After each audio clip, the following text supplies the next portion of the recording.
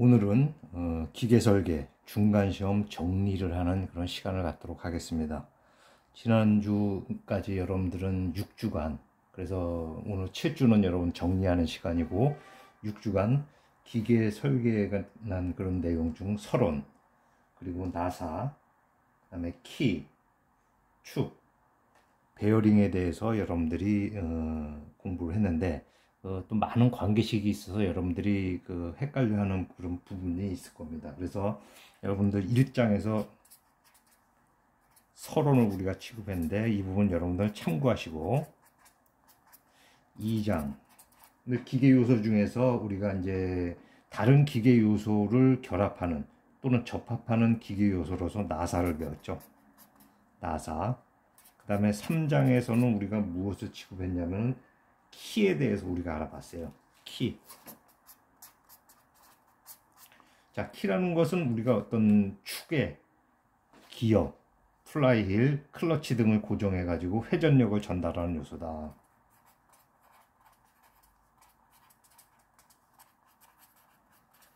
이렇게 우리가 얘기를 했고, 그 다음에 우리가 4장에서는 축, 샤프트에 대해서 했죠. 샤프트에 대해서. 축이라는 것은 뭐 베어링으로 지지가 되었고, 뭐 5장에서 얘기했지만 베어링에 지지되어서 무엇을 한다? 회전 운동을 전달하는 이러한 것들을 갖다 우리가 축이라고 얘기했다.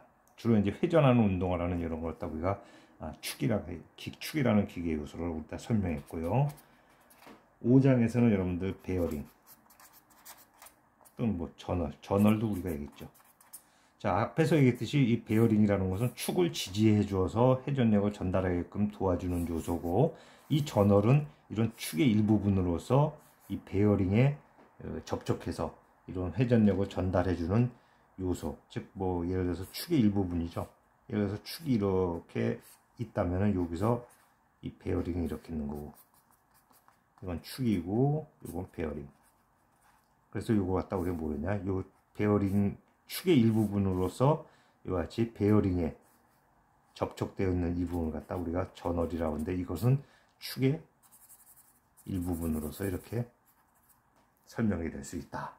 그래서 우리가 지난 시간까지 1장에서 5장까지가 우리가 주로 취급했던 내용들인데, 그 중에서 우리가 이제 1장은 여러분들 참고하시고, 주로 이제 중간고사에서 여러분들이 관심 있게 볼 부분은 바로 2장 나사, 키, 그 다음에 4장 축, 5장 베어링과 저널, 뭐 이런 내용들을 여러분들이 주의 있게 보시면 중간고사 보는데 큰 문제가 없을 것이라고 생각이 됩니다.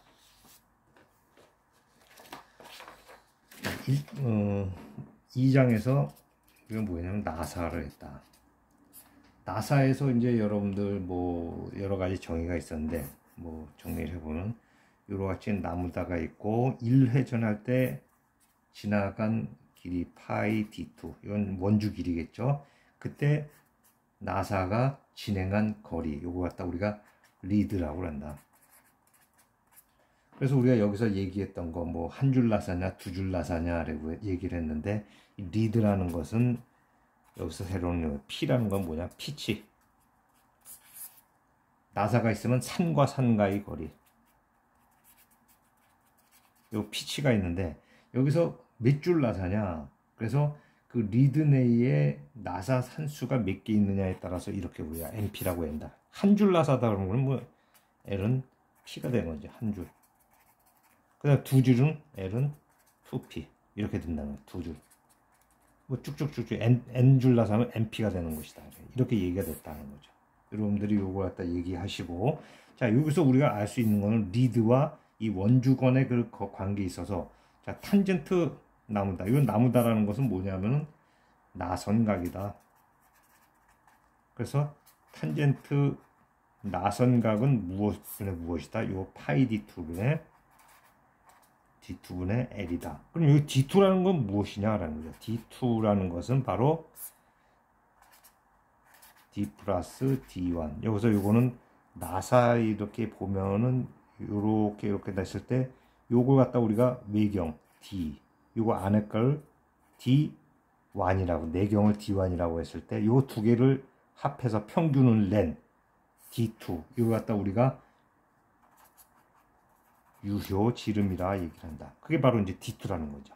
그래서 이렇게 쓸 수 있고, 결국은 여기서 우리가 얻을 수 있는 나선각 나무다라는 것은 아크탄젠트 리드 파이 D2 이렇게 쓸 수 있다.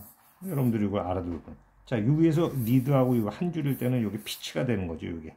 자, 그런 관계를 여러분들이 알고 계시면은 문제 해결에 도움이 될 거고, 여러분들 수업 내용에 그 예제가 있으니까 참조하시면 되겠습니다. 그 다음에 나사에서는 우리가 이제 나사를 쥘 때, 자, 나사를 여기 정리하고, 나사를 보면은 이렇게 돼가지고 뭐 이렇게 됐을 겁니다. 자, 그러면 이 나사를 쥘 때 이렇게 F 회전력이 있는데, 이걸 회전을 뭐 시계 방향으로 해주는지 반시 방향으로 해주는지 하면 작용하는 여기 수직하는 힘 Q라는 것이 있다. 자, 이거는 축방량 힘이라. Q는 축방량 힘, 이거는 회전력. 우리 나사를 돌리거나, 그러니까 집어넣거나 빼기 위해서는 회전력을 가해야 되죠. 그것에 의해서 나타나는 어떤 축방량의 힘을 갖다가 Q라고 그러고 회전력을 F라고 했을 때, 자, 이것에 관계되는 중요한 관계식이 있죠. 그래서 우리가 뭐 여기서 나타나는 나사를 쥘 때 작용하는 회전력은 어떻게 되냐? 1. 나사를 쥘 때, 조일 때죠. 자, 이때 회전력 F라는 것은 우리가 뭐 그 과정은 여러분들이 쭉 한번 알아보시고, 여러분 강의 자료에다 포함되어 있으니까 알아보시고, 이러한 내용을 여러분들이 주안점에 둬야 된다, 시험 보기 위해서 라는 것을 설명하는 것입니다. 자, 그래서 이것은 이 축방량과 어떤 관계가 있냐? 파이 D2 마이너스 뮤 P, 그 다음에 여기서 뮤 파이 D2 플러스 P가 된다. 자, 그래서 여기서 말하는 건 뭐냐? 뮤는 여기서 마찰 개수. D2는 무엇이다? 아까 말한 유효지름. P는 뭐다? 피치. 자, 다 도였어요. 이 뮤라는 것은 아까 얘기한 마찰 개수고. 자, 여기서 이 나사를 잴 때 회전력과 축방량의 힘의 관계는 이런 관계가 있다는 것을 여러분들이 알아두실 필요가 있다. 자, 여러분들 이거 외워야 된다는 부담감 갖지 말고, 시험 볼 때 여러분들 A4, 여러분들 그 허락된 A4 용지에 여러분들 관계되는 내용들을 다 포함하면 됩니다. 두 번째, 여기서 나사를 잘 때는 이러한 힘이 필요가 되겠고, 그 다음에 나사를 풀 때는 어떻게 되겠느냐라는 것이죠. 나사를 풀 때 작용하는 회전력, 풀 때 회전력 F라는 것은 마찬가지 Q하고 어떤 관계가 있느냐? 이때는 뮤 파이 D2 마이너스 P치, 그 다음에 파이 D2 플러스 뮤 P 이렇게 된다. 여기서 세부 내용은 똑같은데, 여기서 관계되는 걸 보면 무슨 차이가 있느냐 보면, 위에는 플러스 부호, 마이너스 부호, 이게 서로 부호가 바뀌었다. 분자분모의 이 부호가 바뀌었다는 것을 여러분들이 알고 계시면 이해하는 데 도움이 될 것이다. 그래서 이것은 나사를 쥘 때는 이만큼의 회전력이 있다. 그 다음에 나사를 풀 때는 이런, 여러분들한테 이런 뭐 축방량의 힘을 주어주고 이런 기타 요소를 주어주면 여러분들이 그러한 문제를 해결하는데 도움이 될 것이다. 그래서 나사에 있어서는 뭐 여러분들이 풀 때, 조일 때 이런 것들을 여러분들이 아시고, 자, 여기서 나사를 풀 때 작용하는 힘은 여기서 이거는 어디서부터냐? Q의 탄젠트 로우 마이너스 나무다. 자, 여기서 말하는 이 마찰각과 나선각의 이 차이. 자, 이게 힘이 있다라는 것은 뭐냐면 이게 플러스라는 겁니다. Q는 당연히 플러스고. 자, 풀어주는데 저절로 풀리지 않다. 힘을 가해주지 않아도 풀린다 그러면 큰일 나겠죠. 자, 그래서 여기서 말하는 중요한 또 요소가 뭐가 있냐면 자립조건, 나사의 자립조건이라는 것이 있다. 자, 이거 한 장 빼겠습니다. 나사의 자립조건. 이것은 다시 말하면 나사를 풀기 위해서 힘이 필요하다. 즉 저절로 풀어지지 않는다라는 것이죠. 그래서 아까 얘기했처럼 탄젠트 로우 마이너스 나무다가 뭐다? 0보다 크거나 같다라는 이러한 것을 갖다 우리가 자립 조건이라고. 자, 탄젠트 이 요소가 크려면은 무엇이 커야 된다? 이게 로우 마이너스 나무다가 0보다 커야 된다는 거죠. 다른 얘기로 말하면은 마찰각과 나선각에 있는데 요 관계가 이러한 조건일 때 스스로 풀리지 않는 자립 조건을 만족하다. 이것을 갖다 여러분들이 요게 넘어가고 이렇게 되니까 로우가 이거보다는 반대가 되겠네요. 자, 이런 조건이라면은 여러분들이 자립 조건을 만족한다라고 얘기를 할 수 있다는 겁니다. 자, 이해되셨죠? 자, 왜 이게 이렇게 됩니까? 자, 이거 넘어가서 부호가 바뀌면서 원래는 로우가 이게 마이너스 이게 0보다 크려면 어떻게 돼요? 로우가 나무다보다 이런 조건을 갖다 만족해야 된다는 것이죠. 그래서 로우가 나무다보다 크다라는 조건. 다시 말해서 로우가 나무다보다 크다. 이 조건을 만족해줘. 이거 잘못됐습니다. 정정하고 이 조건을 만족했을 때 이게 자립 조건을 만족한다. 반대로 이렇게 됐다. 로우가 이렇게 됐다. 이건 뭐 저절로 풀린다. 자립 조건을 만족하지 못하는 것이죠. 자, 그래서 이러한 조건을 만족해야지만 된다 하는 것을 여러분들이 주지하고 계시면 되겠습니다. 그 다음에 나사의 효율이라는 거 우리 했죠. 나사의 효율.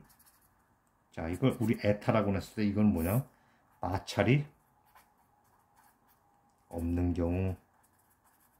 경우에 회전력 F. 마찰이 있는 경우 회전력 F. 이걸 뭐 이렇게 해가지고 Q 탄젠트 나무다. Q 탄젠트 나무다 플러스 로우. 뭐 이렇게 우리가 썼을 때 이걸 갖다 쭉 정리해 가지고 한 것이 효율이라는 것은 어떻게 되느냐 보니까 파이 D2분의 피치 그 다음에 파이 D2 마이너스 뮤 P 그 다음에 뮤 파이 D2 플러스 P 이런 관계식이 있다. 자, 이 부분도 여러분들이 굳이 외울 필요 없이 자, 여러분들이 공부라는 것은 어떤 과정을 겪어서 이렇게 되는지를 여러분들이 이해하는 것이 중요해요. 그래서 중간고사 올 때는 여러분들 이걸 외울 필요 없이 여러분들 그 필요한 내용을 갖다 여러분들 A4 용지에 작성을 해서 여러분들이 활용을 하시면 되겠습니다. 이거 갖다 우리가 나사의 효율이라고 그런다라는 겁니다. 자, 그럼 우리가 나사 또는 볼트를 설계하는 거 있죠. 나사나 볼트 설계. 볼트 설계하는데 뭐 두 가지 어떤 그 설계 방법이 있는데 첫 번째 뭐냐면 축방량으로만 힘 Q를 받는 거. 뭐 I 볼트처럼 축방량 힘 Q만 받는다. 두 번째 뭐 나사잭처럼 Q 플러스 Q도 받고 비틀림. 이건 뭐 전단력에 얘기한 거죠. 을 동시 받는다. 자, 이랬을 때 우리가 몇 가지 가정을 통해서 우리가 그 볼트 또는 나사를 설계하는 직경, 이 직경을 우리가 어떻게 했냐면 이건 이러한 경우에는 시그마 A분의 2Q 즉 이 힘만 받는 경우 이렇게 된다. 여기서는 어떻게 된다고 그랬어요? 루트 8Q 오버 3 시그마 A 이렇게 쓴다 이죠. 자, 여기서 시그마 A라는 것은 여기서는 뭐 허용 응력이 된다라는 것을 여러분들이 이해하시면 되겠다. 그래서 여기다 나타나는 허용 응력비 주어지고 수직력이 여러분들한테 주어진다면은 여러분들이 이를 통해서 문제를 해결할 수 있다는 것입니다. 그 다음에 우리가 알아봐야 될 것이 어떤 부분이 있냐면 키에 대해서 한번 여러분들이 알아볼 필요가 있다. 키라는 것은 아까 얘기했처럼 회전력을 전달하는 기계 요소. 그러니까 축의 기어나 플라이힐, 클러치 등을 고려해 가지고 회전력을 전달하는 요소 3장에서는 뭐 키에 대해서 이제 알아보는 것이 중요하다. 스플라이는 여러분들한테 얘기를 했죠. 생략을 본장에서는 생략을 하겠다라고 했어요. 자, 그래서 뭐 키의 사이즈, 묻힘키 같은 거, 특히 묻힘키 키가 있다는데, 그때 사이즈를 갖다 우리가 뭐 B 곱하기 H 곱하기 L이라는 이런 규격, 이건 예를 들어서 어떤 거냐, 이런 키가 있다. 뭐 한쪽에는 이거는 뭐 그러니까 축에 묻히고, 하나는 뭐 동력을 전달하는 요소에 묻히겠죠. 그랬을 때 이걸 갖다 우리가 사이즈를 L, 요 높이를 H, 요 폭이 되겠죠. 요거 갖다 B라고 우리가 얘기한다. 그 사이즈가 바로 묻힘키의 규격이라고 우리에게 할 수 있는데, 자, 우리가 여기서 뭐 취급했던 내용 중에서 우리가 키의 전단에 의한 토크, 키의 전단에 의한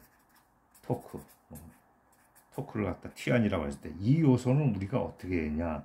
자, 이것은 뭐 쭉 과정을 통해서 여러분들이 얘기했지만은, 이것은 T1이라는 것은 전단력에 의한 토크다 보니까, 여러분들 이것은 뭐 전단력이 여기서 P1 2분의 D, 전단력이 이렇게 된다는데, 이 전단력이라는 것은 어떻게 쓸 수 있냐면, P1이라는 것은 B와 L, 즉 B와 L 요거에 대한 면적을 갖다가 곱해서 갖다가 타우 K를 곱한 것이기 때문에, 이걸 그대로 적용해서 우리가 다시 쓴다면은 이것은요, B, L, 타우 K의 2분의 D 이렇게 쓸 수 있다는 것입니다. 그래서 여러분들이 전단에 의한 토크는 이렇게 된다. 두 번째 압축력에 의한 토크, 키 압축에 의한 토크,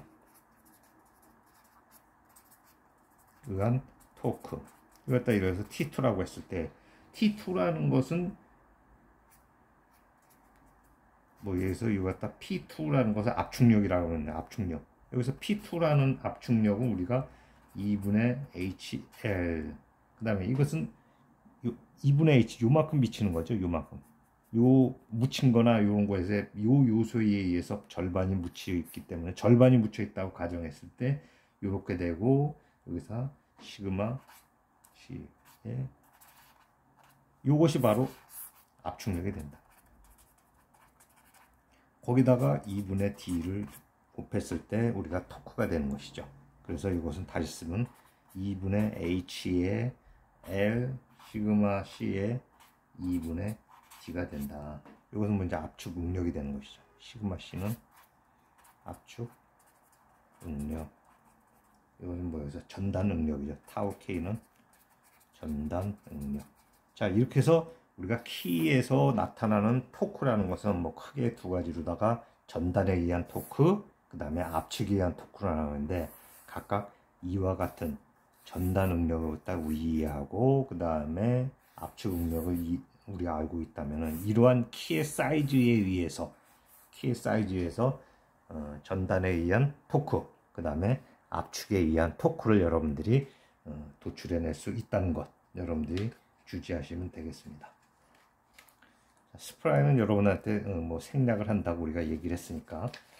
자, 그 다음에 우리가 이제 축으로 가가지고 이제 축을 설계하는데, 거기서는 이제 뭐 굽힘 모멘트를 받느냐. 자, 축에 대해서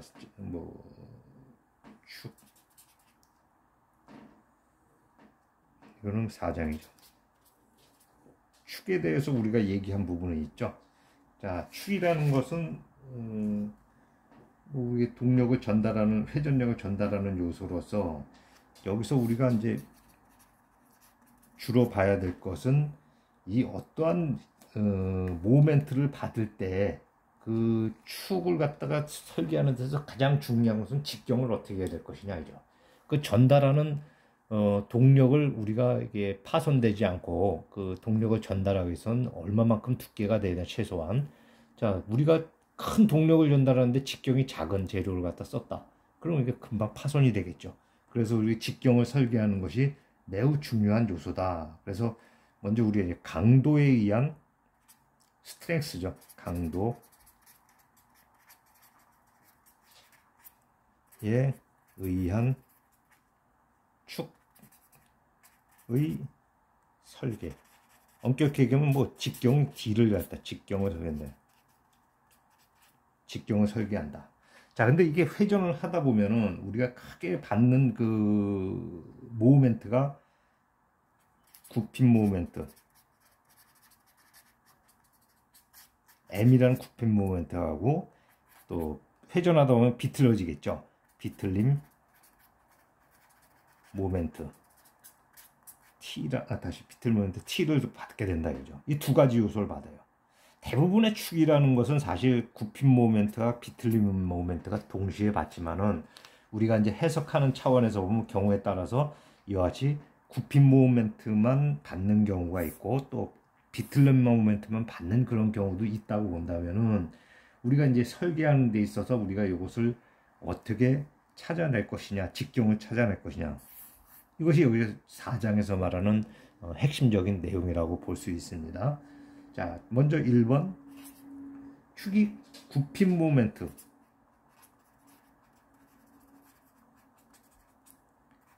M만 받는 경우, 뭐 드물게는 이렇게 해도 될 수 있다는 거죠.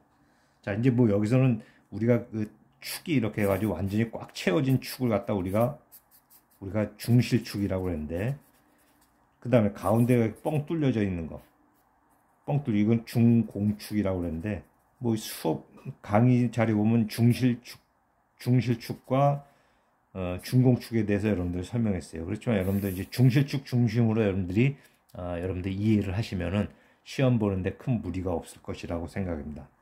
중실축 중심으로, 즉 안이 꽉 차 있는 이러한 축을 중심으로 이제 설명을 하겠다라는 것입니다. 자, 그래서 이럴 경우에는 우리가 뭐 축의 굽힘 모멘트, 뭐 M은 G 시그마 B, 여기서 시그마 B라는 것은 허용 굽힘 응력이죠. 시그마 B라는 것은, Z라는 것은 형상 개수다 우리가 얘기를 했어요. 이것은 이제 뭐 축의 반지름으로 그 관성 모멘트, 축의 관성 모멘트를 축의 반경으로 나눠진 것, 뭐 이거 재료역학에서 얘기했는데 여기서 뭐 중복해서 설명하지 않겠습니다. 그래서 이러한 과정으로 설계를 했을 때 뭐 D라는 것은 어떻게 되냐, 루트 3승근분의 32의 M 파이 시그마 B. 자, 이건 축재료의 허용 굽힘 응력이라고 했죠. 허용 굽힘 응력. 그래서 이러한 것들은 축에 사용되는, 기계 요소 축에 사용되는 재료의 고유 특성입니다. 그래서 재료가 선정되면 이거는 주어지는 값이고, 얼마만큼의 모멘트를 받느냐라고 했을 때 직경과 이와 같은 관계가 있다. 이것은 언제? 굽힘 모멘트만 받는 경우에 이렇게 된다는 것입니다. 자, 여러분들 삼승근 계산하는 거 여러분들 그 계산기 한번 사용을 해보세요. 여러분들 시험 볼 때 당황하지 않으려면 여러분들 요거에 대해서 한번 여러분들이 해보는 거, 계산을 해보는 것이 중요합니다. 두 번째, 비틀림 모멘트 T만 받는 경우. 이것도 뭐 중실축에 대해서 얘기를 한다면은, 이것은 어떠한 관계를 갖고 있냐면 D라는 것은 3승근 루트 16T 파이 타우다. 이것은 뭐 타우라는 것은 허용 전단 응력. 이건 뭐 이것도 마찬가지 재료의 고유 특성입니다. 허용되는 이 재료에서 전단 응력을 허용할 수 있는 그런 특성을 갖다가 지금 얘기해 주는 이러한 내용들. 그래서 이러한 것들에 대해서 특이하지만은 각각을 독립적으로 따로 받는 이러한 경우에 대해서 직경 설계는 이렇게 된다. 자, 그 다음에 우리가 이제 일반적인 형태죠. 그 M과 T를 동시에 받는다. M과 T를 동시에. 자, 이럴 때 우리는 뭐 여러 가지 그 과정을 통해서 뭐 구핀 모멘트와 형상 개수의 관계, 토크와 모형 개수, 극 형상 개수를 갖다 통해서 우리가 이런 관계, 그 다음에 최대 주응력설, 그 다음에 최대 전단 응력설을 통해서 우리가 쭉 유도된 내용들은 여러분들 강의 자료를 여러분들 통해서 참고를 하시고, 여러분들이 여기서 뭐 이게 동시에 주어졌다면 여러분들 여기서 무엇을 구할 수 있느냐? 먼저 상당 굽힘 모멘트를 갖다 이런다. 상당 굽힘 모멘트라는 것은 M2라고 해서 이것은 무엇을 쓸 수 있냐? 2분의 1 괄호 열고 M 플러스 루트 M 제곱 T 제곱. 이거 갖다 우리가 상당 굽힘 모멘트. 그 다음에 상당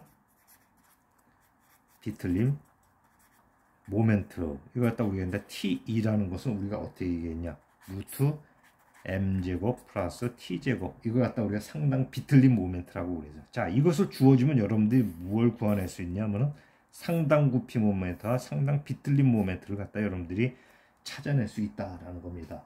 자, 그 중에서 우리가 두 가지 설이 있다 그랬죠. 그래서 첫 번째, 이 위의 것을 여러분들이 구했다는 가정에서 여러분들이 최대 주응력설,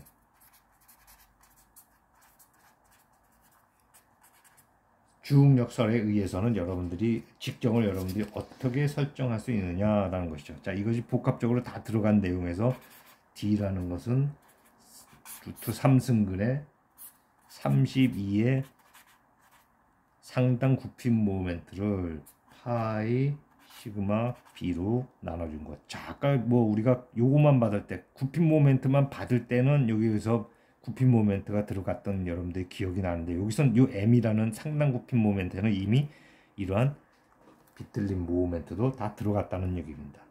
두 번째, 최대 전단 응력설.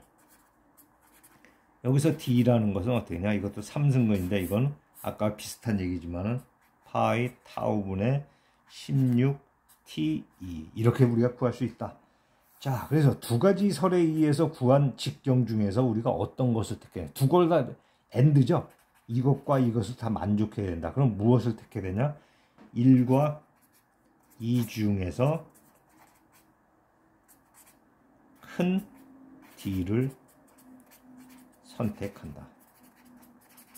이렇게 해야지만 이 1과 2 요소, 즉 최대 주응력설에 의한 직경과 최대 전단 능력설에 의한 직경을 다 찾을 수 있기 때문입니다. 그래서 우리가 이렇게 축을 설계할 때 M만 우리가 고려할 때, T만 고려할 때 또같이 중요한 M과 T를 동시에 받는 이러한 요소에 대해서 여러분들이 이해하는 것이 중요하다라는 것입니다.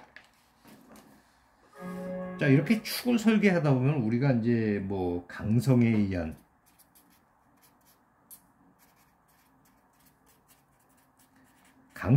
설계를 하게 되는데, 축이라는 요소는 뭐 이렇게 해서 뭐 회전을 하게 되겠죠. 여기서 이 길이, 축의 길이를 갖다 이미 길이 L, 여기서 축이 여기서 토크를 이렇게 받아요. 회전하면 토크를 받아요. 자, 이때 요거에서 이루어지는 요거 갖다 우리가 감마라는, 여기서 감마 전단 변형률, 전단 변형률이라고 했다. 그 다음에 여기서 이루어진 비틀림에 의한 각, 요거 갖다 우리가 알파 비틀림각. 자, 여기 요소는 여러분들이 그 수업 자료를 보면 다 나옵니다. 자, 이 관계를 통해서 우리가 어떤 정이 됐냐? 길이 L이 1m, 1000mm인 이러한 요소에 대해서 우리가 설명을 할 수 있는데, L이란 이런 요소에 대해서 우리가 비틀림각은 알파는 어느 정도에 되냐? 0.25도가 돼야 된다라고 우리가 설명을 했어요. 0.25도 내에서